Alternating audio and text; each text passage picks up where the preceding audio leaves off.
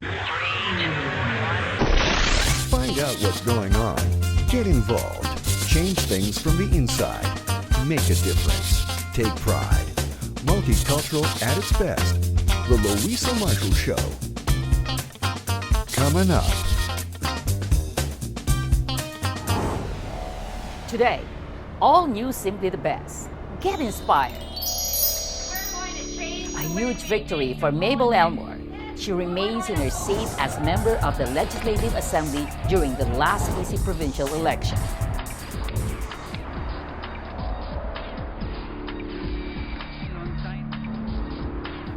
Watch my up-and-close personal interview with so Mable. many people, the well wishes, and many people getting involved in my campaign. Was there any doubt that you would win this election?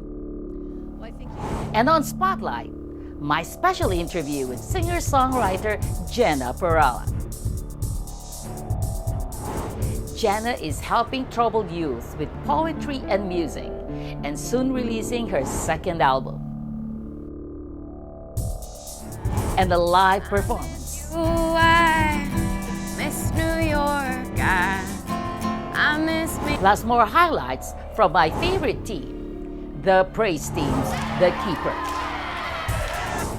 All these coming up.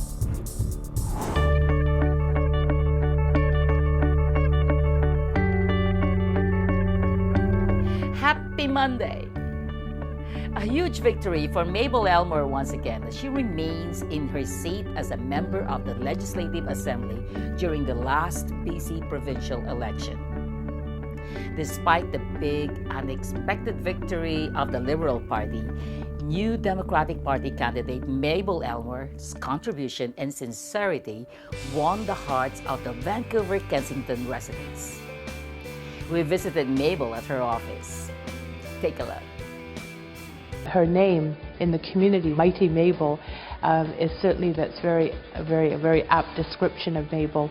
She's got a good analysis of a situation and she moves into it and deals with it very creatively. And I was always totally impressed with her incredible energy. People have come to rely on her to not only speak up for them and work with them, but to actually follow through, to actually get things done. It's really important that we re-elect Mable, and that's your responsibility here, folks. Vancouver-Kensington, get down, Vancouver-Kensington,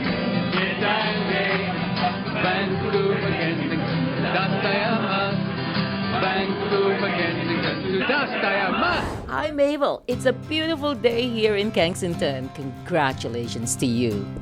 Thank you so much, Luisa. It's great to have you here in my office, and I'm so happy to be reelected to my second term. You have a lot of supporters and people who believed in you. What can you say to them? Well, first of all, from the bottom of my heart, I want to thank you for your support. It just means the world to me, and it's also very humbling to have the support of so many people, the well wishes, and many people getting involved in my campaign, and of course being entrusted again, and all the constituents voting to re-elect me as the second term MLA here for Vancouver-Kensington. So it's a great honor.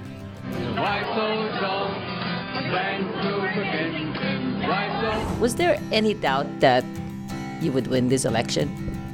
Well, I think you can't take anything for granted. That's my outlook, and that's how I campaign. That was my message to my campaign team.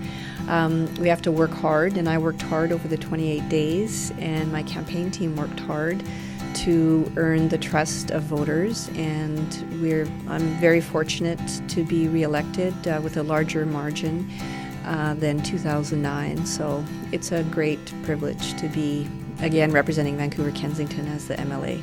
Well, you and I know that there's a growing number of Filipino-Canadians participating in politics. So is there any big change in your life as a Filipino-Canadian engaging in politics, and what is this change?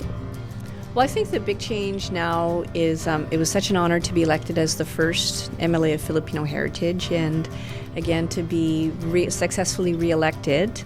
I'm still the only MLA in the provincial government. It's a great honor.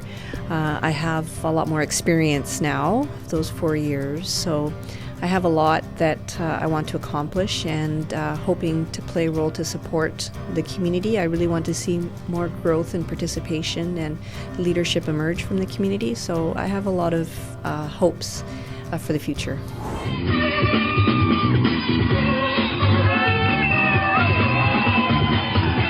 So we wanted to send a positive message to the Filipino community and also show a very positive message to the Canadian society that the Filipino community embraces our diversity. So how did you find time to relax after the election?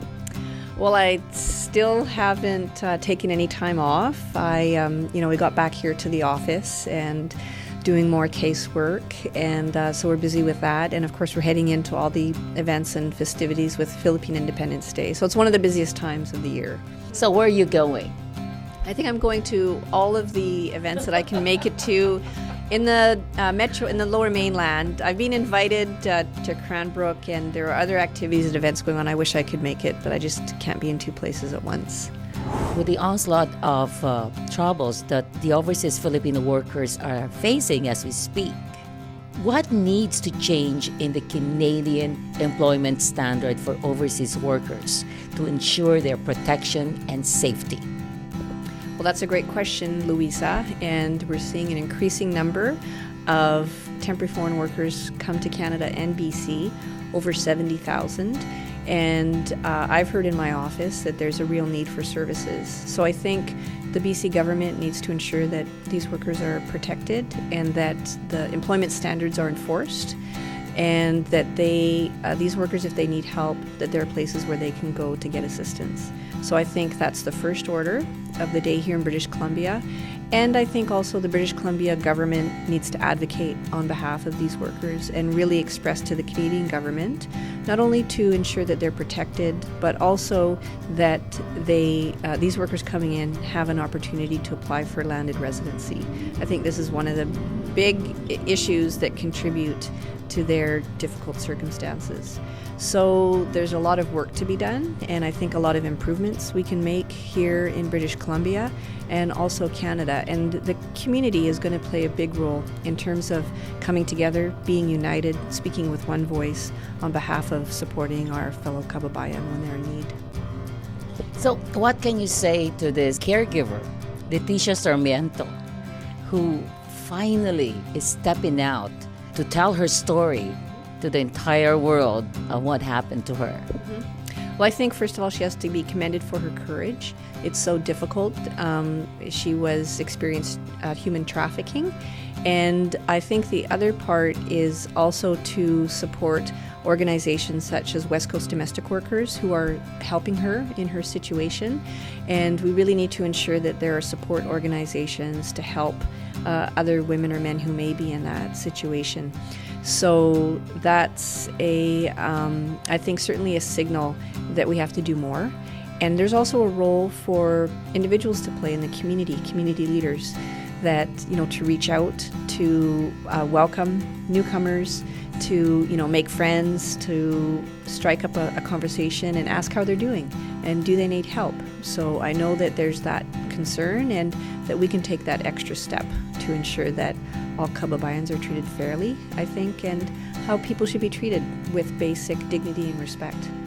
And lastly, Mable, the last time I was here in your office when I visited you, we talked about moving on to unity, right? So now in the community, so what do you think is your best advice to have? A lot of people said, oh, Luisa, come on, just forget about your moving on to unity. That's not going to happen in our community. So what do you think of all this? Well, that's also my very deep aspiration and hope for the community, that, and that's my words of encouragement, particularly for this when we celebrate Philippine Independence Day.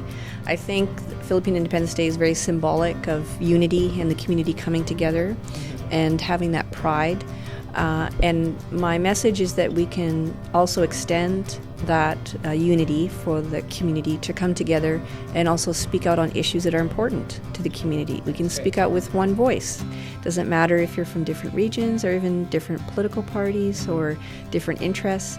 If we're speaking on one voice to advocate and protect for temporary foreign workers, for contract workers. We need to ensure support for families who are immigrating here to improve the recognition of foreign credentials. I think if the community comes together, we speak out and advocate on those issues, I think we can move forward and the community can have a stronger role and play a more important role in Canadian society. Well, thank you so much. To have another 4 wonderful years of being MLA here in Kensington. Well, thank you so much, Luisa. It's just been the greatest pleasure. I've enjoyed it so much being MLA and getting to know you and also the community and being of service to the community. So I look forward to continuing the work, working hard, and ensuring that we create more opportunities for everyone in the future. So I'd like to invite you, Luisa, and of course everyone and all my supporters and volunteers who helped in my re-election campaign. I'm going to be having a volunteer appreciation barbecue, so we're just waiting on confirmation of the venue, and the details will be coming out on Twitter, email, and on Facebook, so keep tuned for that, and of course people can contact me for more information, but I'd like to extend that invitation and look forward to celebrating and thanking everybody. Thank you, Mable. Wonderful. On Spotlight, Gena Perala. Gena grew up as a carny kid, spending much of her childhood traveling with her family on the carnival circuit. She became a singer, songwriter, and her passion for writing has published 3 books of poetry. Gena also works with the juvenile youth by facilitating poetry and music workshops within the correctional facilities. She has performed for the United Nations, on the P&E main stage, the Stanley Theatre, up the East Coast, and all over Vancouver.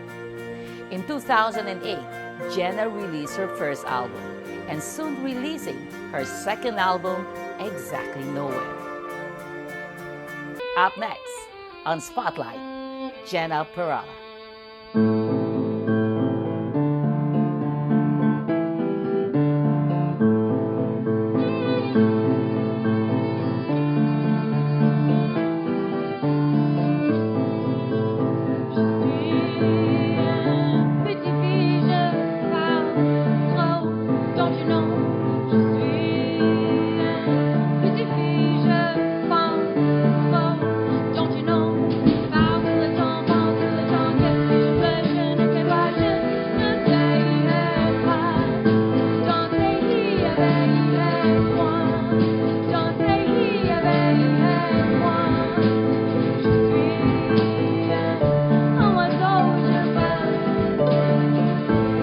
Hi, Gena. How are you? Hi, I'm good. I'm good. Welcome. Thank you. Welcome to the Lake City studio. So I'd like to ask you some few questions before we talk about your album.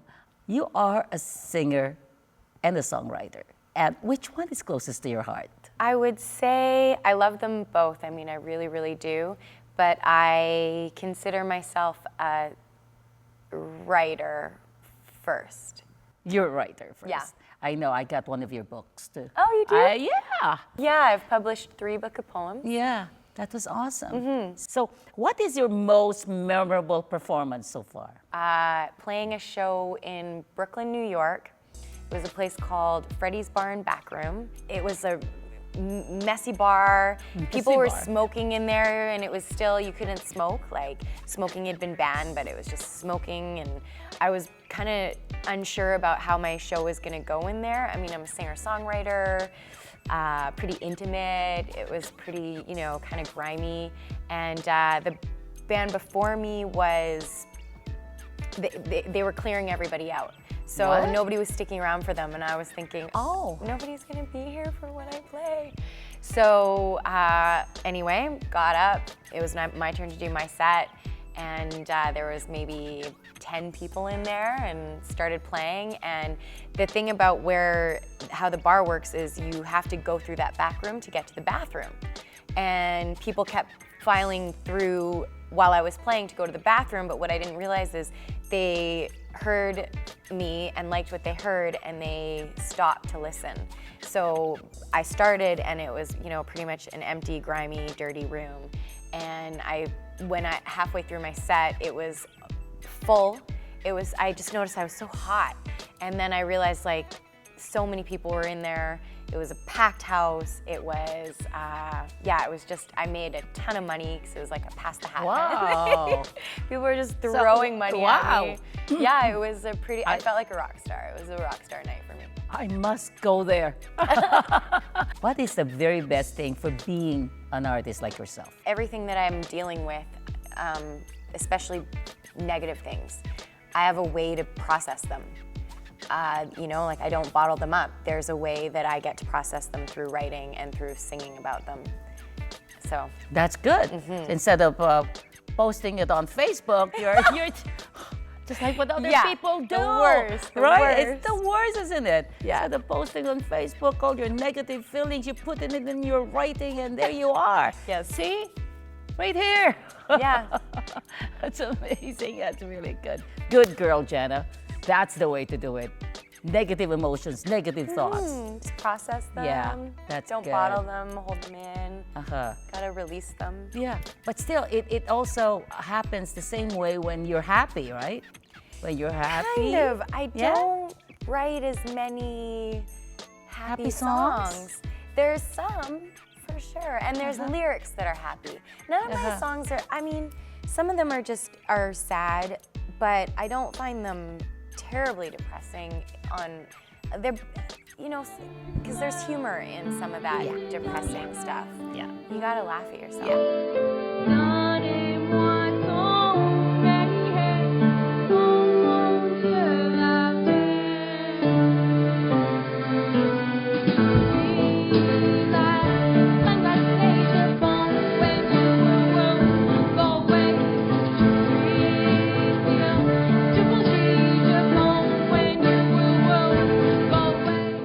So what is your best advice to other artists like yourself? Oh, I don't give advice, or I try not to give advice very often. The advice that I follow for myself, I think, is just to do what you love. Like, keep trying, as long as you love it, just keep doing it. That's what I follow for myself. Be true to yourself. Gena, your upcoming album, Exactly Nowhere.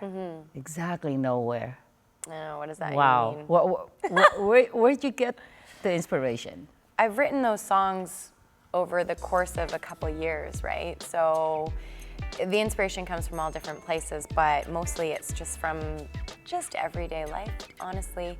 Nothing too spectacular in that, except for life is spectacular in its own way, Your true experience? My own experiences, your my true observations. Feelings, observation? Yeah, just my own experience in life. It's a complete do-it-yourself project. So I had complete creative control, and in that, I just took my time. I miss you, I miss New York. I'm so lost, I'm so far gone. Praying to the gods just to help me walk on. So send out a red alert, an APB. But I'm so afraid you're the only one that can find me. I'm 5'3", I got brown hair. I'm exactly nowhere. I'm 5'3", I got brown hair. I'm exactly nowhere, 'cause I miss you, I miss New York, I miss me, I'm a missing person, yeah. I miss you, I miss New York, I miss me, I'm a missing person, I'm a missing person, I'm a missing person.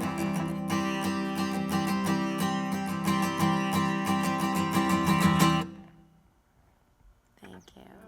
Awesome! Exactly Nowhere by Gena Perala. CD release party on June 16th.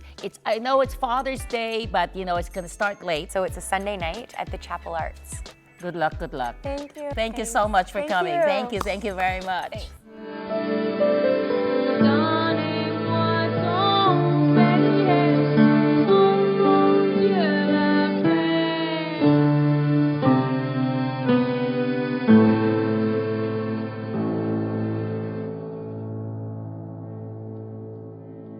The Praise Team's rocking annual show, The Keeper, at the Chambers Pattison Auditorium. Here's some highlights.